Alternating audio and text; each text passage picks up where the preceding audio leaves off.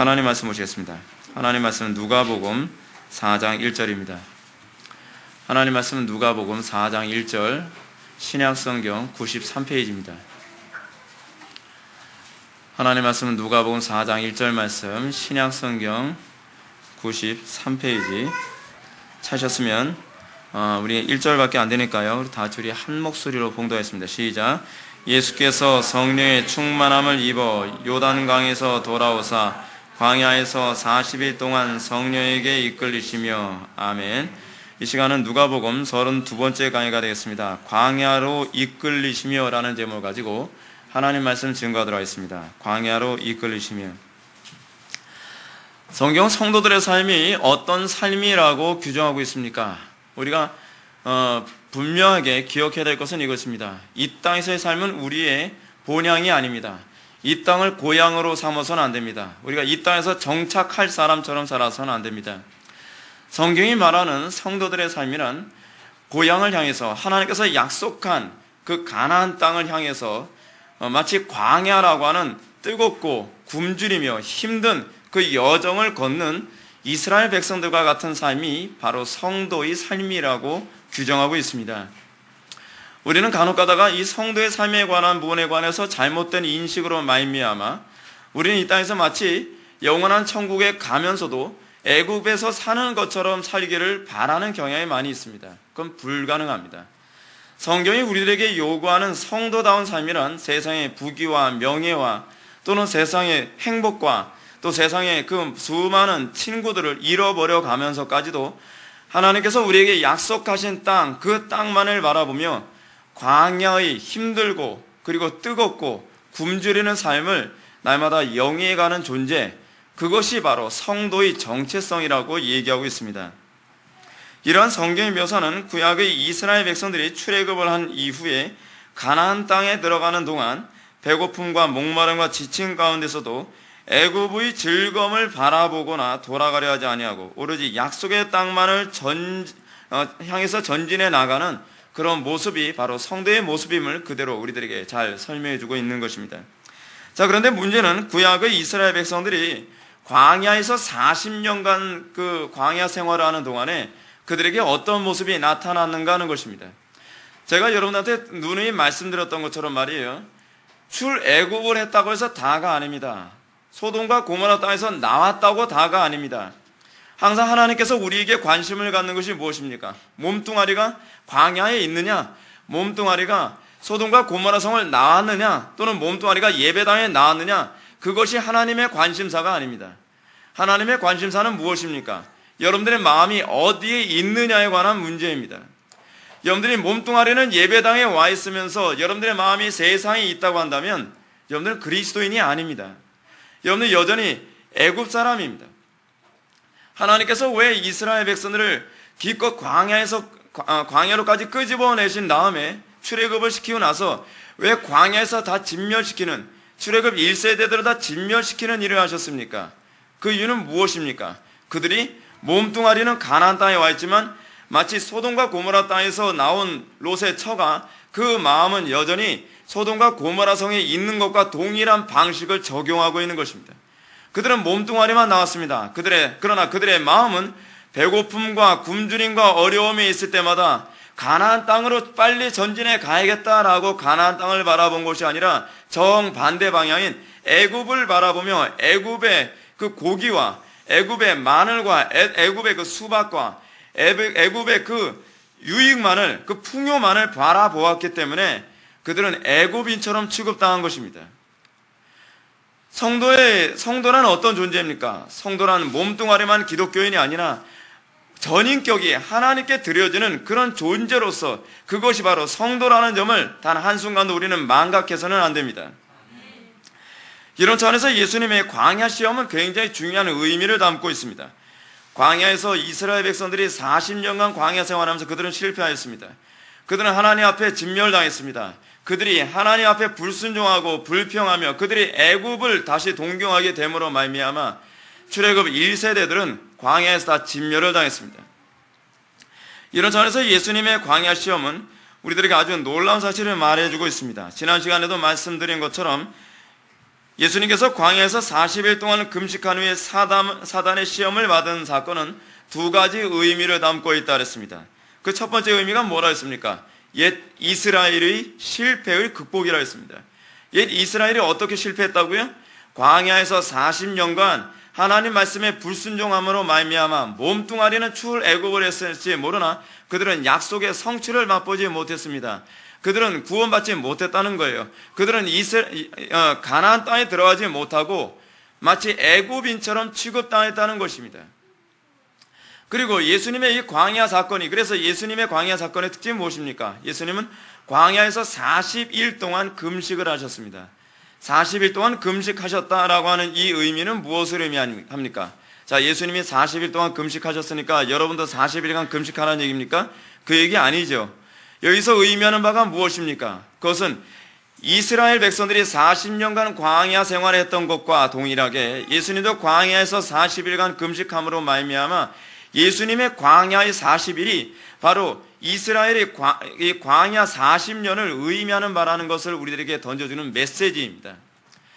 그리고 예수님께서는 그 광야 생활을 승리로 이끄심으로 말미암아 소위 구원받은 하나님의 백성들, 소위 신약의 교회들은 어떤 존재라는 겁니까?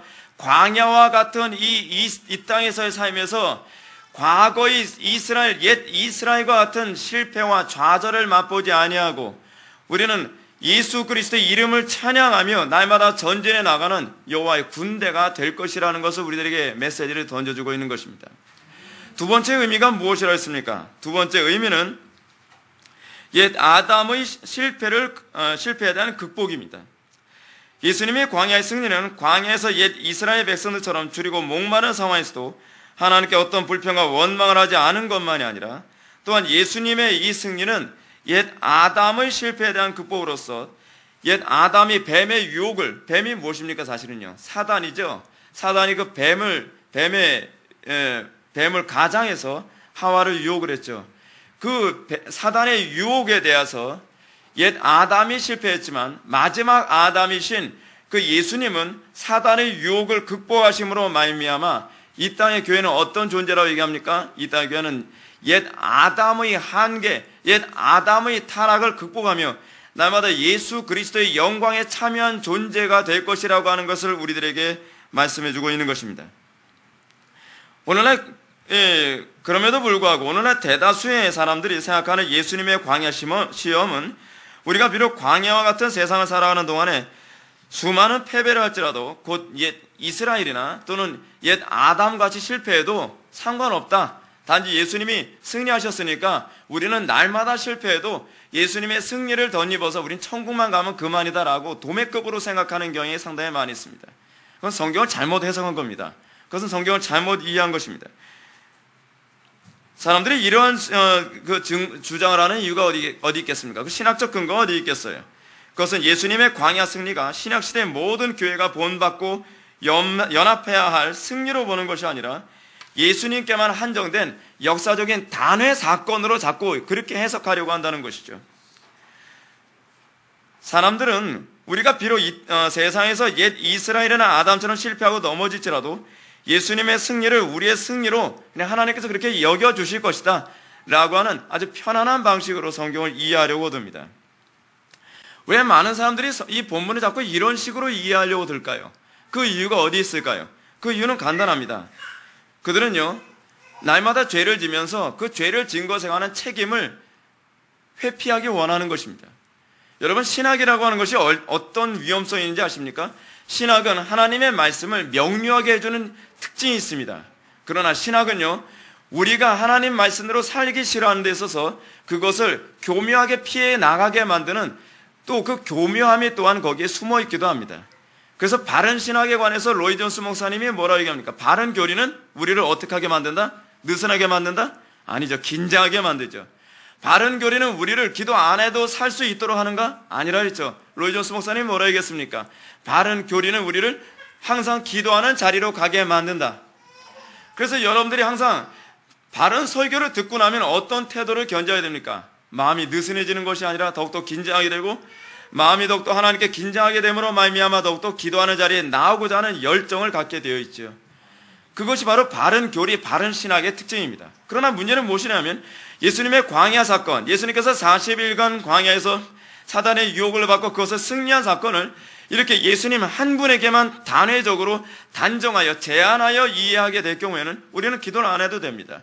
우리는 그지 오늘날 이 땅의 광야와 같은 삶을 살아가면서 죄와 싸우기 위해서 몸부림쳐야 될 이유도 없고, 우리가 사단의 유혹을 우리가 염두에 두며 살아갈 필요는 없습니다.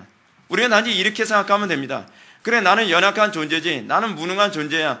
그럼에도 불구하고 나는 날마다 실패하고 넘어지고 주저앉지만 하나님 사랑이 많으시잖아. 하나님은 자애로우시잖아. 그리고 예수님께서 나를 위해서 돌아가셨으니, 나를 위해서 고통당하셨으니 나는 고통 안 당해도 되고, 나는 손해 안 봐도 되고. 그렇습니까? 성경은 그렇게 얘기하지 않죠. 성경은 우리들에게 뭐라 얘기합니까? 예수님의 고난에 우리가 연합해야 되고 예수님의 승리에 우리가 또한 연합해야 된다고 얘기하고 있습니다.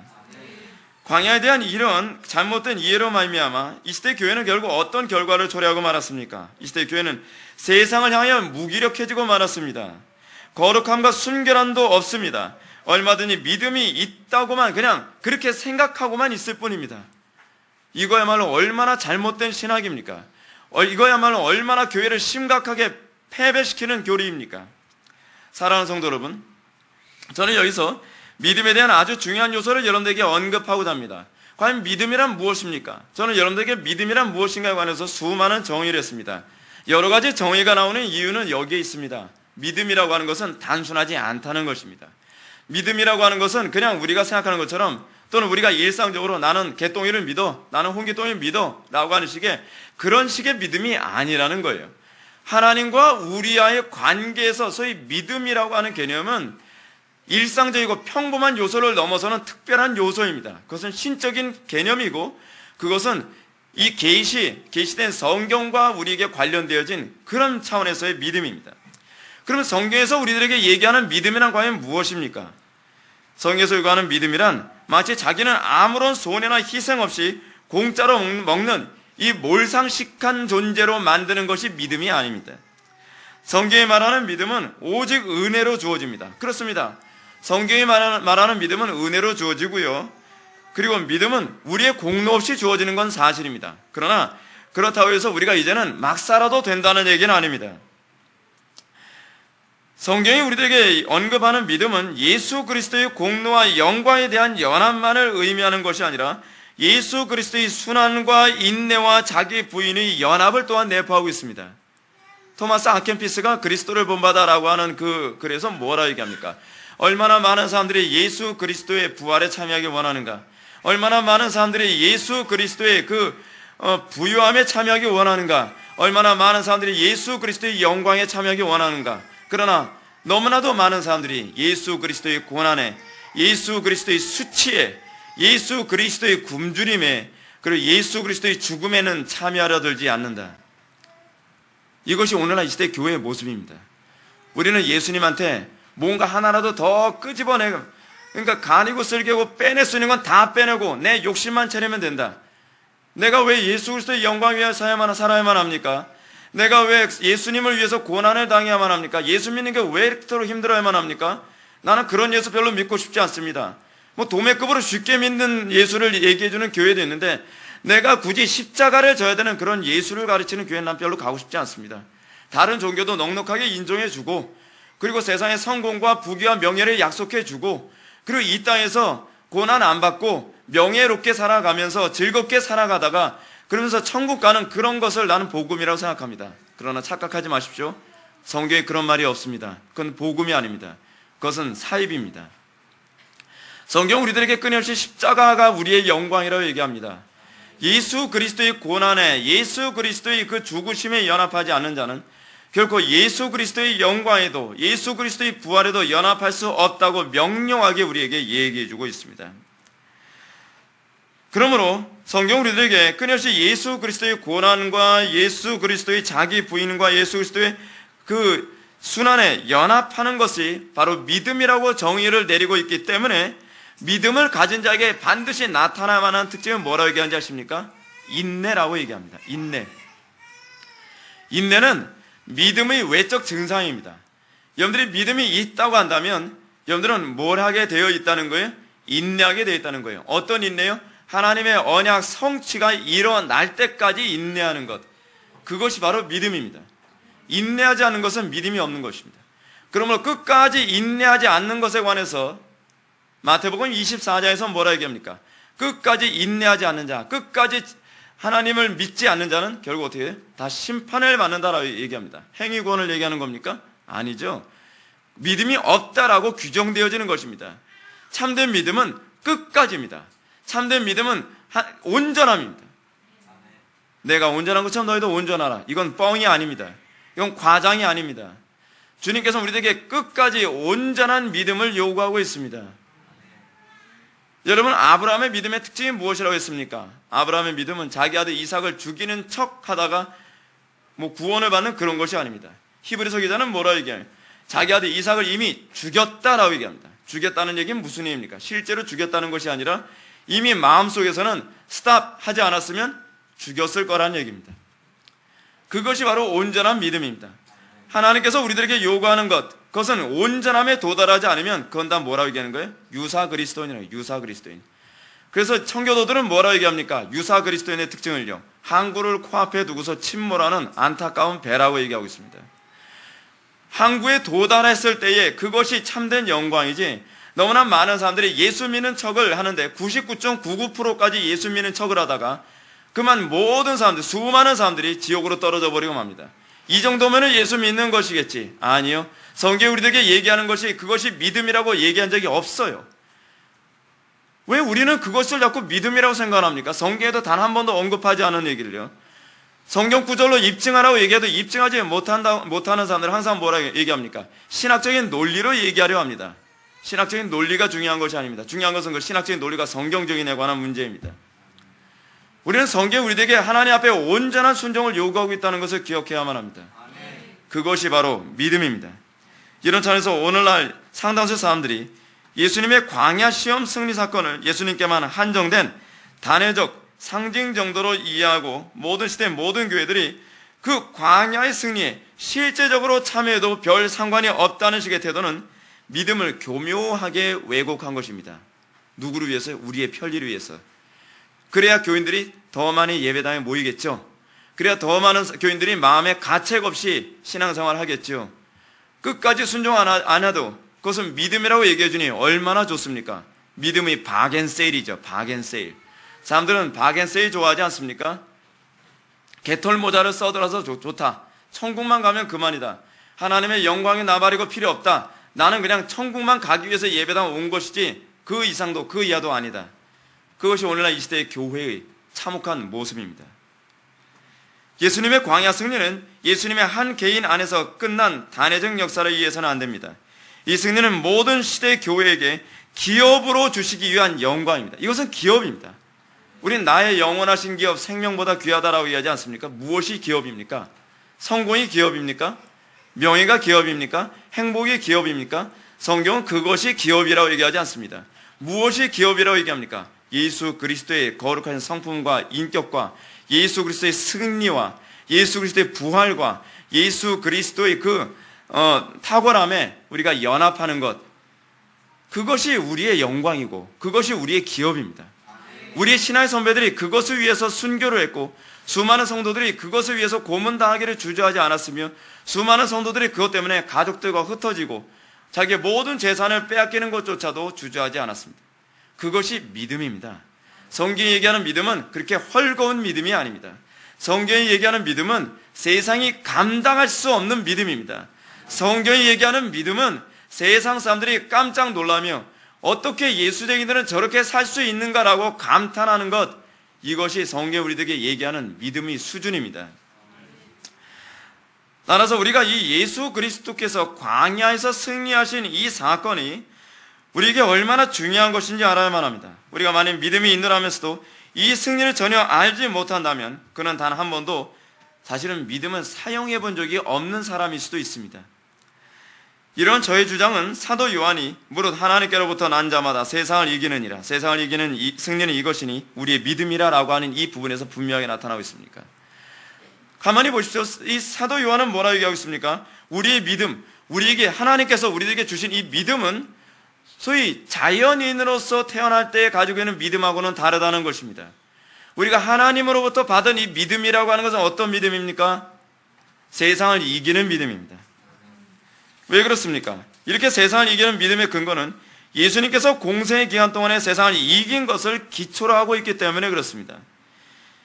따라서 히브리서 11장도 믿음으로 살아간 선진들을 나열하면서 그들이 어떤 식으로 예수 그리스도의 승리에 연합하며 살았는지를 다음과 같이 얘기합니다. 믿음으로 노아는요, 아직 보지 못하는 일에 경고를 받아 경외함으로 방주를 예비하여 그 집을 구원하였다. 여러분 잘 보십시오. 이 믿음이 보통 믿음입니까? 이 믿음이 사람의 의지로 믿어서 되는 문제입니까? 이 믿음은 하나님 앞에 온전히 순종해야만 가능합니다. 만약에 대충 순종했다면 기껏 방주 만들어 놓고 홍수가 났을 때 어떻게 했겠어요? 같이 침몰했겠죠. 엄청난 그 폭풍우와 엄청난 그 홍수를 감당해낼 만큼의 그 배를 만들어내는 믿음, 그것이 성경이 우리들에게 요구하는 믿음입니다. 어떤 환난과 고난과 어려움이 있어도 배도하지 않는 믿음, 그것이 성경이 우리들에게 얘기하는 소위 노아와 같은 믿음의 수준입니다. 또 봅시다. 믿음으로 아브라함은 부르심을 받았을 때 순종하여 장래의 유업으로 받을 땅에 나아갈새 갈 바를 알지 못하고 나아갔으며, 또 모세를 봅시다. 믿음으로 모세는 장성하여 바로의 공주의 아들이라 칭함을 받기를 거절하고 도리어 하나님의 백성과 함께 고난받기를 잠시 죄악의 낙을 누리는 것보다 더 좋아하였다. 이것이 성경이 우리들에게 규정하는 믿음입니다. 헐렁헐렁하지 않습니다. 단단한 믿음입니다. 세상이 이길 수 없는 믿음입니다. 마치 쇠공과 같은 믿음입니다. 계속해서 히브리서 기자는 믿음으로 살았던 기드온, 바락, 삼손, 입다, 다윗 및 사무엘과 선지자들을 그들을 인용하면서 그들의 믿음이 어땠는지를 이렇게 규정합니다. 좀 길어도 제가 읽겠습니다.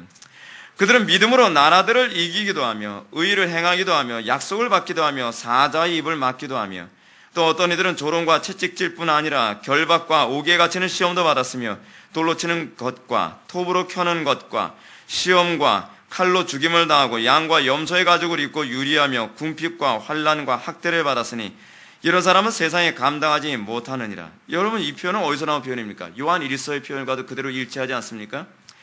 그들이 광야와 산과 동굴과 토굴에 유리하였으나 이 사람들은 난 믿음으로 말미암아 증거를 받았으나 약속된 것을 받지 못하였으니, 약속된 것은 예수 그리스도를 얘기하는 거죠. 여러분, 성경이 얘기하는 이 믿음의 기준으로 봤을 때요, 요즘에 한국교회 교인들이 유사 그리스도인들이 널렸는데, 그래도 난 믿음이 있다라고 얘기했을 때요, 우리의 신앙의 선배들이 와서 보면, 야, 어떻게 그건 믿음이라고 주장할 만한 근거가 전혀 없는데 어떻게 저렇게 고집을 피우면서 믿음이라고 얘기하는가?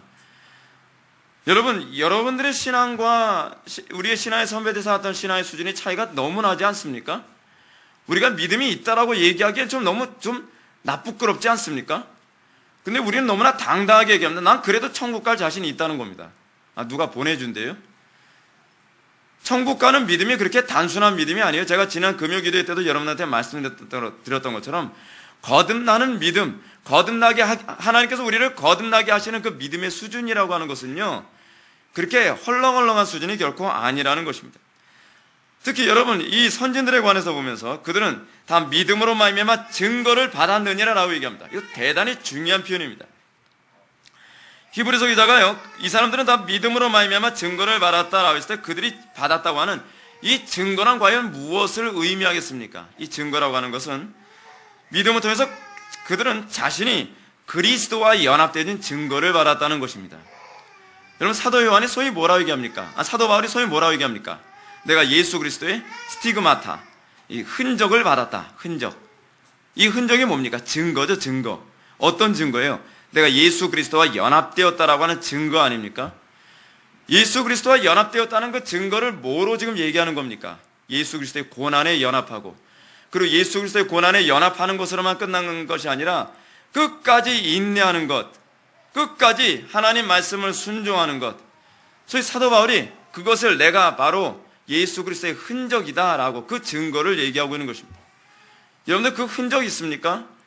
여러분들 손바닥에 구멍 뚫려야 된다, 옆구리에 구멍 뚫려야 된다, 그런 흔적 말고요, 여러분들이 실제로 예수 그리스도의 그 승리에 연합한 증거, 예수 그리스도의 고난에 연합한 증거, 예수 그리스도의 그 거룩하신 성품에 연합되어진 그 증거를 찾는 것, 소위 우리가 구원의 확신이라고 하는 교리는 그 증거를 찾을 때 확신하는 것이지, 그냥 계속 사형리나 반복하면서 자기한테 적용하면서 그래도 난 구원 받았겠지, 난 구원 받았을 거야, 자기 최면을 자꾸 거는 것이 구원의 확신이 아닙니다.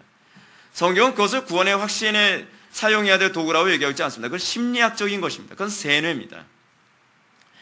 여러분들이 구원의 확신을, 오늘날 한국교회 교인들이요, 구원의 확신이 자꾸 흔들린다고 얘기합니다. 내가 구원받은 건 맞아? 왜 자꾸 구원의 확신이 자꾸 흔들립니까? 흔적이 없으니까 그런 겁니다. 흔적. 증거가 없어서 그래요. 예수 그리스도와 동행한 증거, 예수 그리스도와 연합한 증거, 예수 믿고 난 다음에 나의 삶이 세상과 구분되어진 그 증거, 세상을 이긴 그 증거를 우리가 잃어버리면 우리의 구원의 확신은 그때서부터 흔들리기 시작하는 것입니다.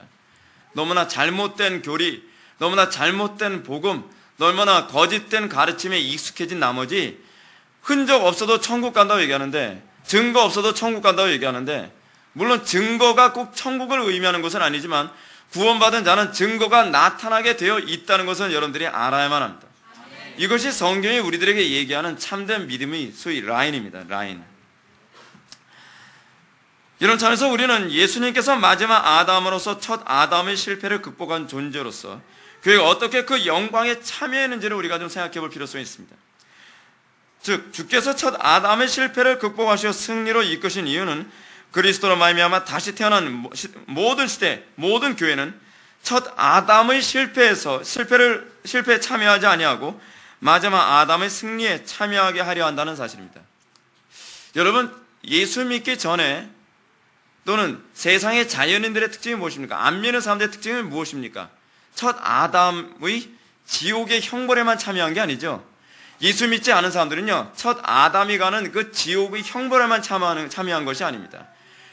흥미롭게도 그들은 옛 아담의 실패도 그대로 참여하고 있습니다. 그들은 끊임없이 옛 아담이 받았던 유혹 앞에서 무기력하게 무너져버리고, 옛 아담이 받았던 그 유혹 앞에서 무기력하게 타락하고 멸망하고 그리고 변질되어져 버립니다. 우리가 그걸 보면서 뭘 합니까? 아, 저 사람은 아직 하나님을 모르는 존재구나. 저들은 예수를 모르는 존재구나. 그들이 종교를 가지고서 아는 것이 아니라 그들의 열매로 나무를 알게 되는 것이죠. 그러나 오늘날 교회 안에 들어와 있는 수많은 교인들에게서 그런 모습이 그대로 나타납니다. 옛 아담의 실패에 연합된 것이 계속적으로 나타남으로 말미암아 우리는 뭘 보게 되는 겁니까? 아, 옛 아담의 지옥의 형벌도 그들에게 주어지겠구나라고 소위 역추적해서 알게 되는 것이지, 우리가 어떤 사람의 구원을 우리의 마음대로 측정하거나 선을 긋거나 그런 것은 아니죠. 예수님께서 요한복음 15장에서 말씀하셨던 것처럼 열매로 나무를 알 뿐입니다. 여러분들이 옛 아담의 열매를 맺고 있느냐, 그렇지 않으면 마지막 아담의 열매를 맺고 있느냐를 통해서 여러분들이 옛 아담으로부터 태어난 존재냐, 그렇지 않으면 마지막 아담이신 예수 그리스도로부터 다시 거듭난 존재냐, 다시 태어난 존재냐가, 그것이 우리가 검증할 수 있는 중요한 요소가 됩니다. 따라서 교회의 구성원으로 부름받은 성도가 자신의 구원을 확신하는 중요한 요소는 옛 아담의 타락을 극복하는 것입니다. 여러분들 구원의 확신을 만약에 얘기한다면 여러분들은 옛 아담의 타락을 날마다 극복하고 있느냐에 대해서 여러분들 자신에게 질문을 던져야만 합니다. 과거에 그랬다라는 말로 이 말을 막으려 들지 마십시오. 중요한 것은 항상 성경은 우리에게 뭐라 얘기합니까? 지금 현재 그러냐에 관해서 질문을 던지는 겁니다. 날마다 그렇게 살아가고 있느냐에 관해서 질문을 던지고 있는 것입니다. 사도 바울은 뭐라고 얘기합니까? 내가 다른 사람에게 복음을 증거한 후에 내가 버림을 받을까 두려워하느라. 왜 이런 얘기를 하죠? 내가 옛 아담의 실패에 참여하게 될 것에 관한 경계심입니다. 자기는 날마다 마지막 아담이신 예수 그리스도의 승리에 참여하는 것만을 통해서 나의 구원, 나의 하나님 자녀됨을 확신하고 그것을 통해서 그는 담대함을 얻었다는 것입니다. 날마다 마지막 아담이신 예수 그리스도의 승리에 연합한 증거를 찾는 것, 이것이 구원의 확신의 교리에서 아주 중요한 핵심이 됩니다. 그렇다면 마지막 아담이신 그리스도께서 첫 아담이 받았던 유혹을 어떤 식으로 승리했다는 것입니까? 어떤 식으로 극복했다는 것입니까? 오늘 본문 1절 말씀을 다시 한번 봅시다. 1절 말씀을 보면 예수께서 성령의 충만함을 입어 요단강에서 돌아오사 광야에서 40일 동안 성령이 이끌리시며 라고 말씀하고 있습니다. 오늘 본문은 놀랍게도 예수님께서 마귀의 시험을 받게 된 사건이 악령에 이끌려서가 아니에요. 또 예수님은 욕심에 이끌리진 않으시겠죠. 그렇죠? 예수님은 욕심이 없으신 분이시니까. 오늘 본문은 틀림없이 이렇게 얘기하고 있습니다. 예수님이 광야에 이끌려서 사단의 유혹을 받은 것은 성령의 이끌리심의 결과였다라고 명료하게 말씀해주고 있습니다. 이것은 우리의 고정관념을 뛰어넘는 것이지만 또한 우리는 예수님께서 광야의 유혹을 받은 것과 우리의 유혹이 어떤 면에서는 좀 다른 차원을 가지고 있다는 것을 알아야만 합니다. 우리가 항상 유혹을 받는 수많은 이유가 어디 있습니까? 자기 욕심에 미혹되죠, 대부분요. 우리의 욕심이 항상 하나님 앞에 심판받을 수밖에 없고 우리가 스스로 멸망당하게 만드는 중요한 원인으로 작용합니다.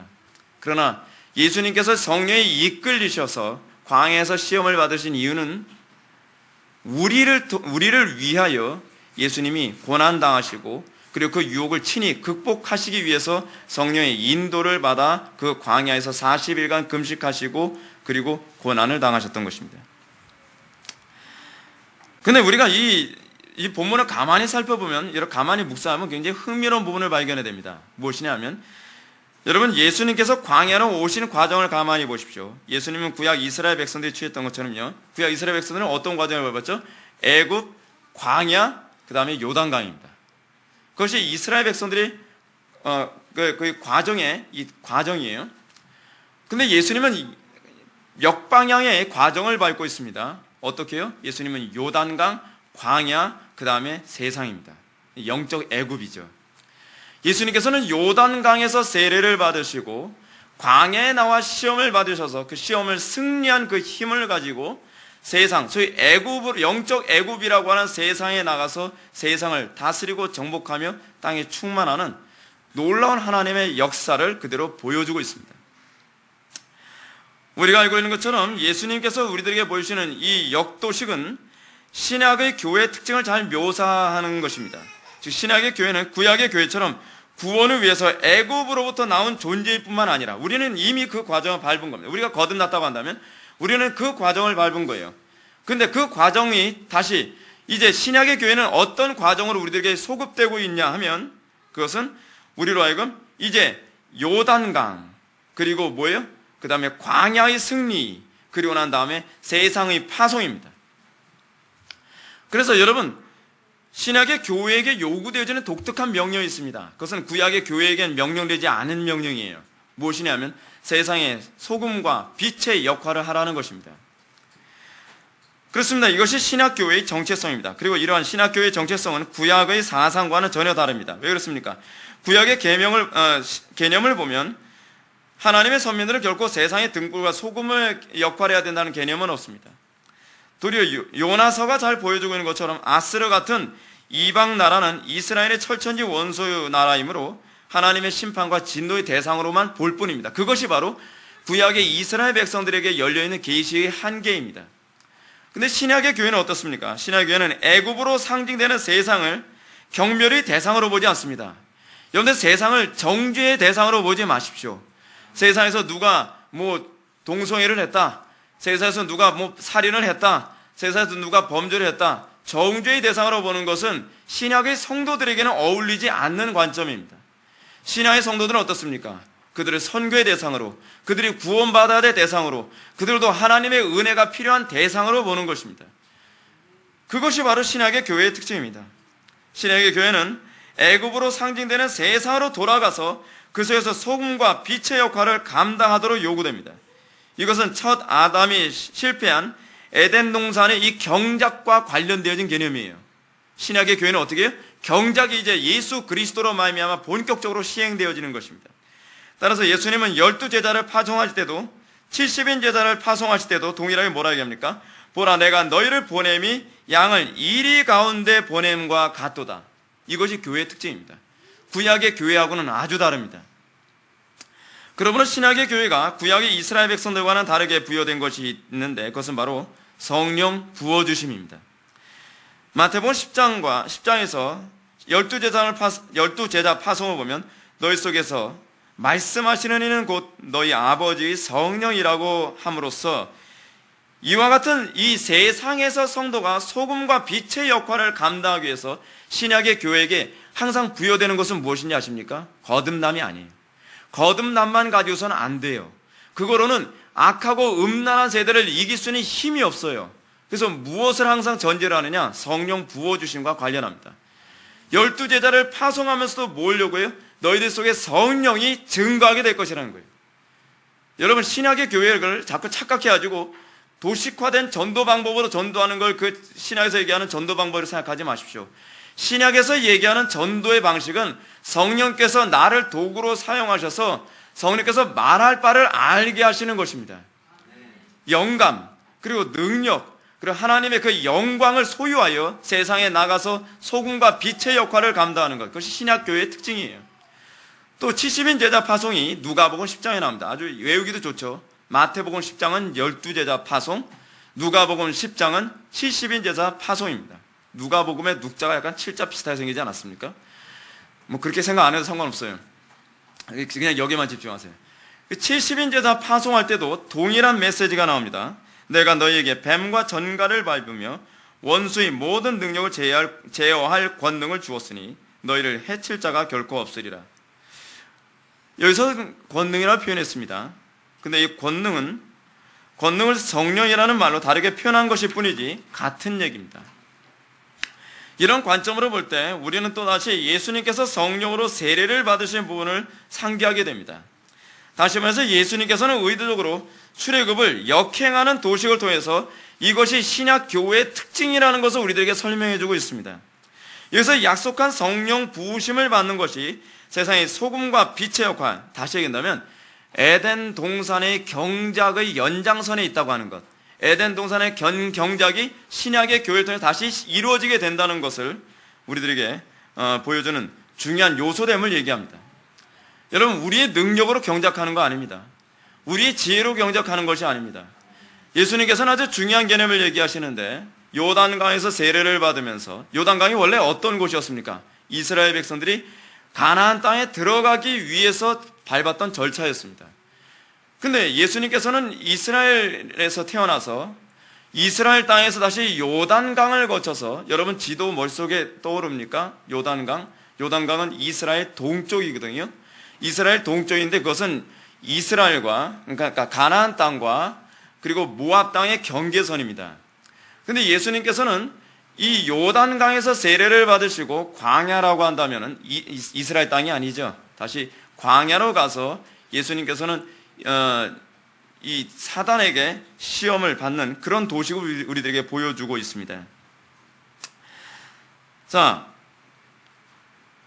예수님께서 이런 역행하는 도식을 통해서 신약의 교회의 특징을 보여주시는데, 여기서 약속한 성령 부으심이 절대적으로 필요하다는 것을 얘기합니다.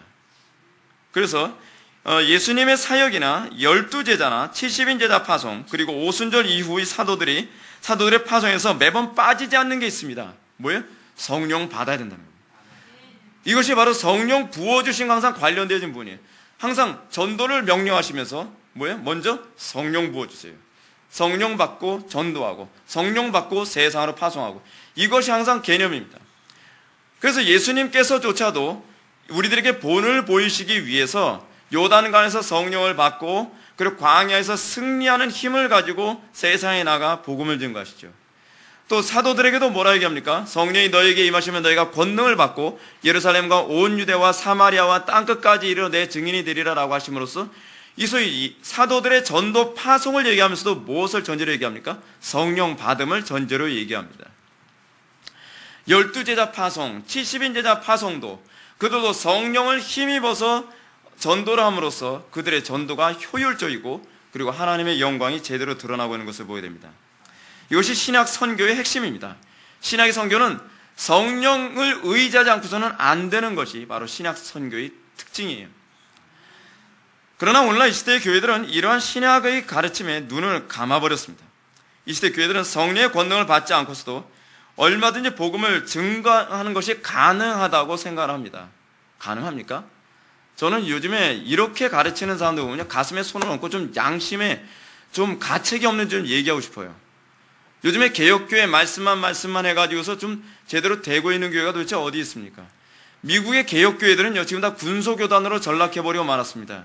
아브라함 카이퍼 이후에 성령 받음이라고 하는 이 교리를 무시하면서 교회는 다 내려앉아 버리고 말았어요. 근데 미국 교회에서 교훈을 얻지 못해요.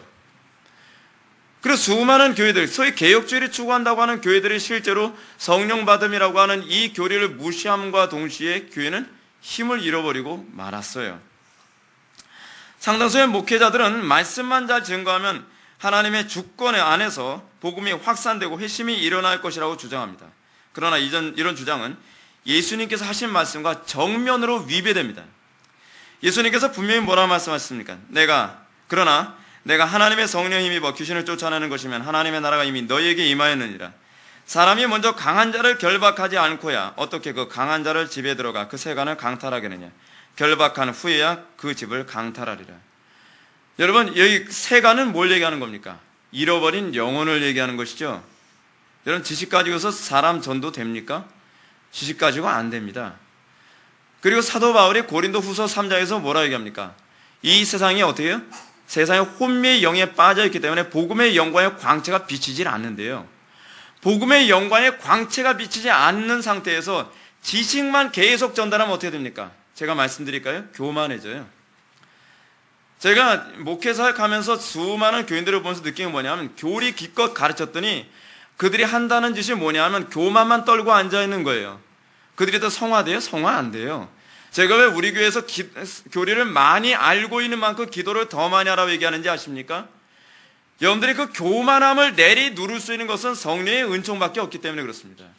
더 많은 지식, 더 많은 교리를 여러분들 소유해 보십시오. 그럼 여러분들은 더 많이 교만해질 겁니다. 고린도전서 13장에서 뭐라 얘기합니까? 지식은 사람을 어떻게 만들어요? 교만하게 만든다는 거예요.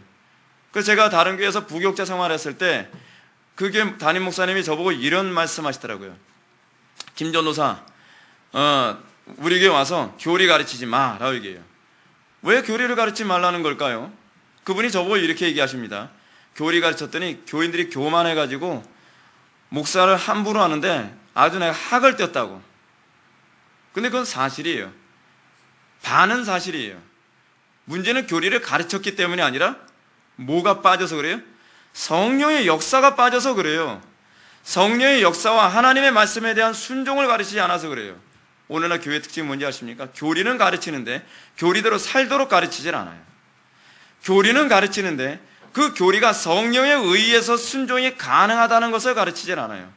우리는 막연하게 이렇게 생각합니다.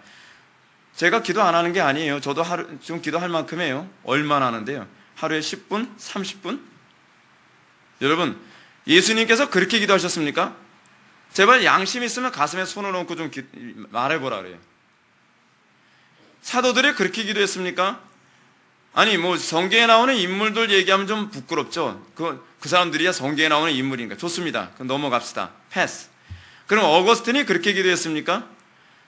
사보나롤라가 그렇게 기도했습니까? 사보나롤라는 설교 한 편 하기 위해서 자그마치 대여섯 시간 또는 7시간을 기도하고 강단에서 설교했다릅니다. 요한 웨슬리가 그렇게 설교했습니까? 요한 웨슬리는 하루에 4-5시간을 기도하지 않는 사람은 가련한 사람이다라고 얘기했습니다. 휘필드가 그렇게 기도했습니까? 그렇지 조나단 에드워즈가 그렇게 기도했습니까? 아이고, 얘를 찾을 수가 없네요. 그럼 뭡니까? 우리가 자꾸 기도하기 싫어하는 이 거짓됨과 교활함과 게으름을 이런 식으로 피해 나가고 있는 거예요. 거짓된 교리를 가지고서요. 자기 합리화하지 마십시오.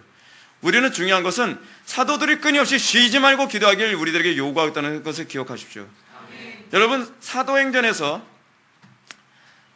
이 사도행전 10장에 보게 되면은 사도들이 과부들에게 과부들을 돕는 데 있어서 어려움이 처하고 말았습니다. 헬라 과부들이 왜 누구는 더 많이 주고 누구는 적게 주냐라고 막 목소리를 올리기 시작했어요. 그러니까 사도들이 곰곰이 생각해 보니까 뭘 잘못했는지 알았어요. 사도들의 문제가 뭐였다고 얘기합니까? 내가 말씀을 제대로 가르치지 않아서 그렇구나 라고 얘기합니까? 아니죠. 항상 두 개가 같이 갑니다. 저는요, 기도 안 하면 말씀 안 가르친 거와 저는 똑같다고 봅니다. 이게 제가 보는 견지입니다. 사도들은 이렇게 얘기합니다. 우리가 기도와 말씀을 우리가 제껴놓고 공개하는 것이 마땅치 아니하조다. 그래서 뭐라게? 우리는 기도와 말씀에만 전무하겠다라고 하면 7 집사를 세우게 되는 것입니다. 기도는요, 말씀보다 등한히 해도 되는 문제가 아닙니다.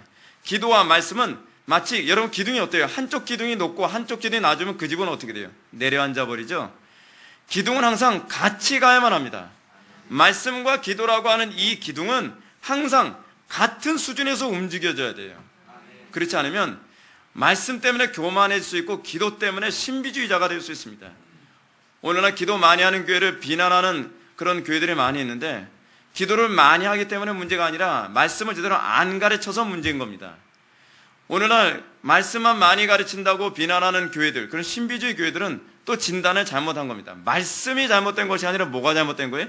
기도가 부족한 것이 잘못입니다. 항상 성경에서 일관적으로, 그리고 우리 신앙의 선배들 항상 일관적으로 얘기하는 것이 무엇인지 아십니까? 기도와 말씀의 균형입니다. 기도와 말씀의 균형.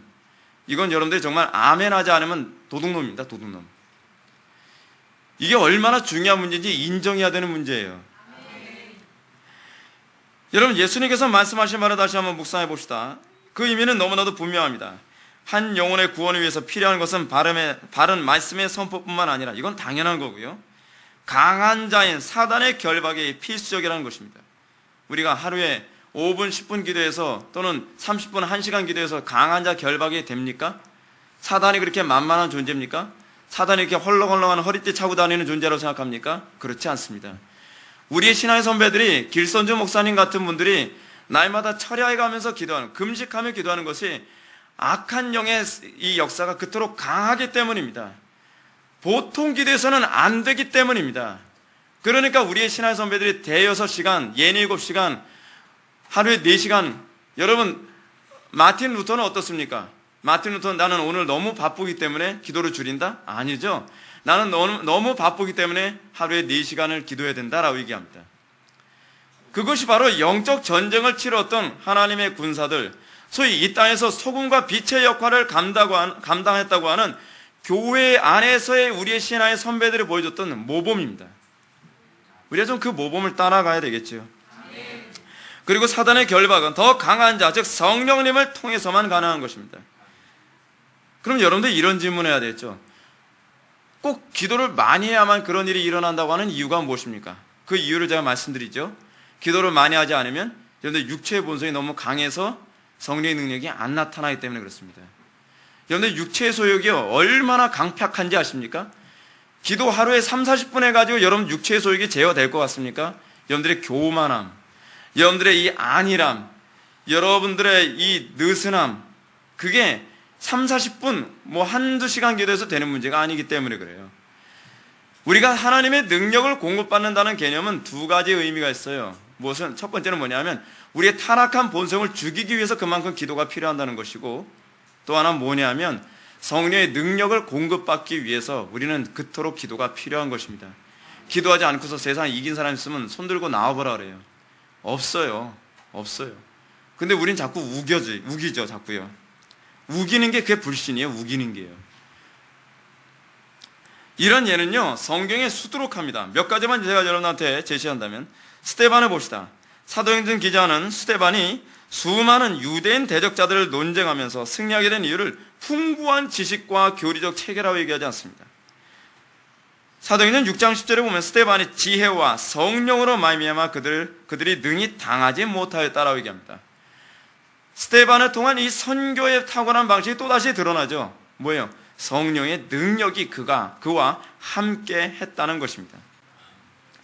또 사도 바울도 자신의 전도 행위를 말과 지혜의 아름다운 것으로 하지 아니하였다고 하는데, 그 이유를 너희 믿음이 사람의 지혜에 있지 아니하고 다만 하나님의 능력에 있게 하려 함이었다라고 분명히 얘기합니다. 그렇습니다. 이것이 바로 초대교회의 전도의 핵심이었습니다. 그렇기 때문에 A.W. 토저가요, 오늘날 성령 부어주심을 자꾸 부정하는 교회를 향해서 이렇게 외칩니다.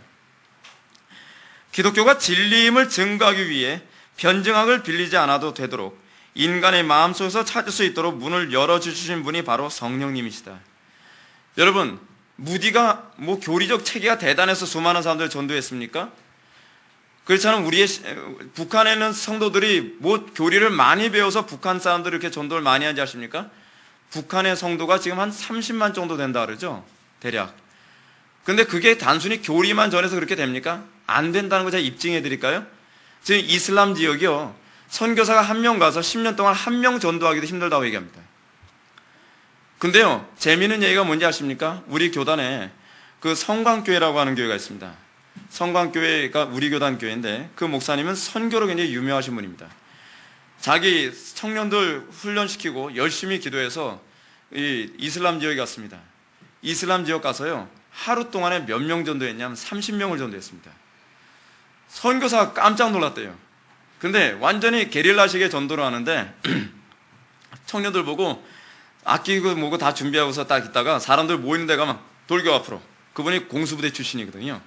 완전히 군인 스타일이에요. 돌격 앞으로. 자, 켜! 그러면 학생들이, 청년들이 다 악기 피고 난리도 아니다. 막 기타 치고 막 그래서 막 찬송하는 거예요.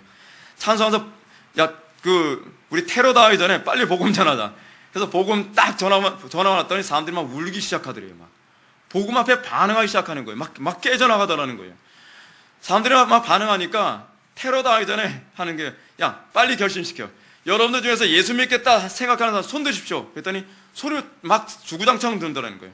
그때 한순간에 30명이 예수님을 영접한 거예요. 그래서 전도 책자 던져주고 튀어!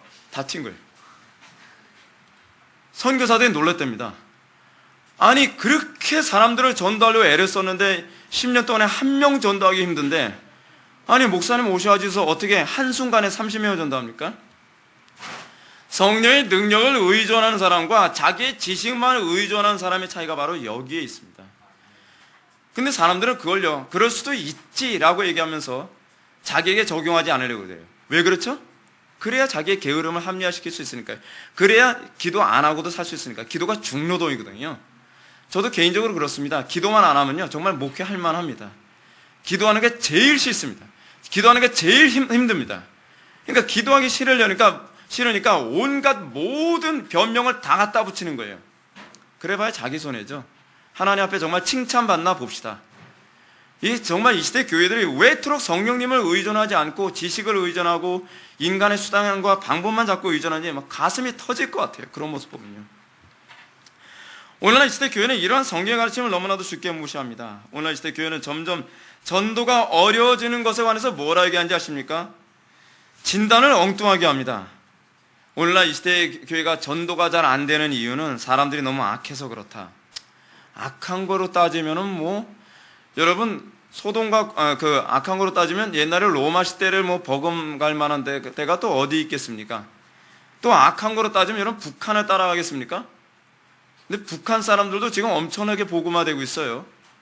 악한 거로 얘기하면 좀 우리가 좀 밀리죠. 도리어 사도 바울이 분명하게 언급했던 것처럼 사람의 말과 지혜의 아름다운 것으로 하는데 자꾸 심혈을 기울이는 게 문제입니다. 자꾸 오늘날 교회는 더 많이 기도하자에 초점을 맞추는 것이 아니라 자꾸 테크닉을 개발하려 듭니다. 사랑의 교회에서 어떻게 했더니 교회가 성장했대. 새로운 성경 공부 교재가 나와서 그렇대. 근데 그 성경 공부 교재 가져서 다른 교회 했더니 똑같이 성장합니까? 안 하죠. 이렇게 하면 된다 그러더라, 저렇게 하면 된다더라. 그렇게 안 된단 말이에요. 이렇게도 안 되고 저렇게도 안 되니까 요즘에 소위 개혁주의를 추구한다는 교회들도 어떻습니까? 세속적인 교회들과 동일한 전도 방법을 사용하는 모순에 빠져버리고 맙니다. 그 결과 사람들은 사도 바울이 우려했던 것처럼 이런 현상이 나타났어요. 어떤 현상이요? 자신의 믿음을 하나님의 능력에 두지 아니하고 사람의 지혜와 지식에 두게 되는 그런 부작용이 일어나고 말았어요. 영적으로 거듭난 아무런 증거도 없습니다. 그들이 십자가를 지지도 않습니다. 그들이 하나님께 헌신하지도 않습니다. 단지 그들은 사람의 지혜와 지식만을 가지고 난 믿노라 라고 거짓말을 합니다. 여러분, 사도 바울이 이걸 우려했던 겁니다. 이런 유사 그리스도인들이 대량 생산될까 봐 우려했던 거예요. 그러나 하나님의 능력에 힘입어서 복음을 증거했을 경우에는 그들은요, 그 즉각 회개에 합당한 열매가 나타나며 그리스도의 그 영광에 참여한 증거가 나타난단 말이에요. 이것이 바로 성경이 우리들에게 우려했던 부분입니다. 그러므로 저는 진리를 빌어서 이 자리를 빌어서 다시 한번 강조하고 싶은 것이 이것입니다. 우리는 약속한 성령의 교리를 절대로 무시해서는 안 됩니다. 약속한 성령의 교리를 무시하거나 부정하는 것은 성령을 소멸하는, 그리고 성령을 탄식하게 만드는 치명적인 행위입니다. 교회사가 증명하고 있는 것처럼 약속한 성령을 받지 않고서 교회가 부흥한 적이 없었습니다. 약속한 성령의 충만함을 받지 않고서 죄인들이 회개한 적이 사실은 없었습니다.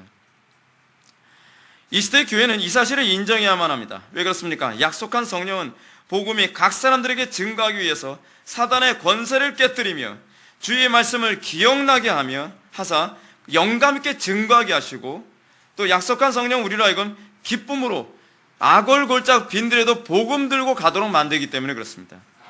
그러므로 이 메시아의 영이신 성령님을 받지 않고 복음 증거 사역을 감당하는 것은 마치 군사가 아무런 무장도 하지 아니하고 자기의 힘만을 가지고서 내가 근육이 많으니까 내가 싸워서 이길 수 있어 라고 생각하는 거예요. 근육이 많으면 뭐합니까? 총알 한 방 하면 끝나는데요. 오늘은 한국 장로교회가 이런 성령의 교리, 다시 말해서 성령 부어주심에 관한 교리에 눈을 뜨지 않는다면 머지않아 미국 개혁교회의 전철을 그대로 밟게 될 것입니다. 아니면 신학적 좌경화에 빠지고 말 것입니다. 이것이 지금 미국 개혁교회가 갖고 있는 한계예요. 미국 개혁교회는 이 두 가지로 가버렸어요. 교단이 군소화돼 버리거나, 그러니까 보수 교단들은 다 군소화돼 버렸어요. 그렇지 않으면 어떻게 돼요? 다 좌경화돼 버리고 말았어요. 양쪽을 다 못 막는 거예요. 이제 말씀을 정리합시다. 사랑하는 성도 여러분, 우리는 오늘 예수님께서 세상에 복음을 전하시기 위해서 밟았던 순서를 다시 한번 묵상하십시오. 이것은 굉장히 중요한 교회의 태도입니다. 예수님의 공생의 시작을 요단강에서 광야로, 광야에서 세상으로 향하는 도식을 보여주셨습니다. 이것은 신약의 교회가 세상의 소금과 빛의 역할을 위해서 반드시 추구해야 될 과정이라는 것입니다. 그러므로 이 시대 교회는 성령으로 거듭났다는 사실로만 만족할 것이 아니라 우리가 약속한 성령 부어주심을 받고, 그리고 광야에서의 승리에, 예수 그리스도의 승리에 연합하는 것을 가지고서 우리가 세상에 복음 증거하는 일에 힘써야만 합니다. 오늘날 이 시대 교회가 자꾸 실패하는 이유가 무엇입니까? 광야에서의 그 사단의 유혹에 펑펑 넘어가는 겁니다. 그러니까 여러분, 복음 증거가 됩니까? 우리가 복음 증거하기 위해서 전제가 되어야 되는 것이 뭐냐면 저희 예수 그리스도의 광야의 승리가 우리의 승리로 연합되어져야만 합니다. 근데 오늘 이 시대 교회는 어떻습니까? 상당수의 목회자들, 교인들조차도 옛 아담의 그 광야의 실패에, 옛 이스라엘의 광야의 실패에 다 동일하게 그냥 여전히 연합된 상태에서 성적으로 타락하고 부도덕하고 그리고 불경건하고 죄악된 가운데서 예수 천당 불신지요 외치면 복음 증거가 됩니까? 오히려 복음 증거를 하는데 더 길을 막혀버리고 말잖아요. 철저합니다. 성경이 우리에게 얘기하는 복음 증거의 도식은 이것입니다. 먼저 성령을 받아야만 합니다. 그리고 예수 그리스도의 그 거룩함과 광야에서의 승리에 연합해야만 합니다. 그것을 기초로 해서 이 애국과 같은 세상의 복음을 증거할 때에 세상 사람들이 예수 믿는 사람들을 결코 비난하지 못할 것입니다. 수많은 사람들이 예수 그리스도의 복음 앞에 무릎을 꿇으며 어떻게 저 사람들은 저렇게 살 수 있는가? 어떻게 저 사람들은 저렇게 거룩한 삶이 가능한가? 감탄하게 될 것입니다. 그것이 바로 초대교회의 모습이었습니다. 초대교회는 어땠습니까? 초대교회는 그들이 경건하며 그들에게서 하나님의 영광이 나타나는 것을 보면서 세상 사람 다 놀라고 두려워하며 그리고 하나님의 이름을 찬미하며 그러면서 구원받는 자의 수가 날마다 더하더라 라고 얘기하고 있습니다. 사랑하는 성도 여러분, 항상 성령 받기를 더욱더 소망하십시오. 아멘. 항상 우리가 예수 그리스도의 광야의 승리에 연합하기를 소망하십시오. 아멘. 그럴 때에 우리가 세상에 나가서 승리하며 하나님의 영광 드러낼 것을 믿으시기 바랍니다. 아멘. 다시 기도하시겠습니다. 거룩하시고 자비로우신 하나님 아버지, 우리가 예수 그리스도께서 요단강과 광야를 거쳐서 세상에 나가 복음을 증거하셨던 것처럼 우리가 정말 겸손한 마음으로 예수 그리스도의 그 본을 따라갈 수 있도록 은혜 베풀어 주옵소서. 이 시대 교회가 성령 받지 않고서도 복음을 증거할 수 있다고 떠들어대는 교만함에 빠져 있고, 이 시대 교회가 예수 그리스도의 그 광야의 승리에 연합하지 않고서도 복음 증거할 수 있다고 하는 어리석음에 빠져서 멸시와 천대와 또는 교회의 이 짓밟히는 시대에 우리가 살고 있습니다. 아버지 하나님이여, 우리 회복의 교회부터 시작해서 한국 교회가 예수 그리스도께서 본을 보이셨던 그 본을 우리가 따라가며 이 땅에서 우리가 주님의 복음을 담대히 증거하는 교회가 될 수 있도록 은혜 베풀어 주옵소서. 예수님의 거룩하신 이름으로 기도 올려옵나이다. 아멘.